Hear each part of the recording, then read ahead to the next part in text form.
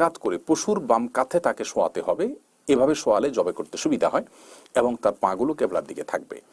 শোয়ানোর পর একটি দোয়া বিভিন্ন হাদিসে বর্ণিত হয়েছে, সেই হাদিসের সনদের বিশুদ্ধতা নিয়ে মুহাদ্দিসদের মধ্যে মতপার্থক্য রয়েছে। কেউ সহিহ বলেছেন, কেউ গায়রে সহিহ বলেছেন। দোয়াটি হলো আল্লাহুম্মা ইন্নী ওয়াজ্জাহতু ওয়াজহিয়া লিল্লাযী ফাতারাস সামাওয়াতি ওয়াল আরদা আলা মিল্লাতি ইব্রাহিম হানিফা ওয়া মা আনা মিনাল মুশরিকিন ইন্না সলাতি ওয়া নুসুকি ওয়া মাহইয়ায়া ওয়া মামাতি লিল্লাহি রাব্বিল আলামিন লা শারীকা লাহু ওয়া বিযালিকা উমিরতু ওয়া আনা মিনাল মুসলিমিন। এই দোয়াটি পড়া উত্তম, মুস্তাহাব। কোন কোন হাদিসের আলোকে যদি সে হাদিসের সনদ নিয়ে কথা আছে। এ দোয়া আপনি জানেন না, কোনো টেনশন নেই, কারণ এই দোয়া পরিপূর্ণভাবে পিওর বিশুদ্ধ হাদিস দ্বারা বর্ণিত হয়েছে, ঐক্যমতের ভিত্তিতে এমন নয়।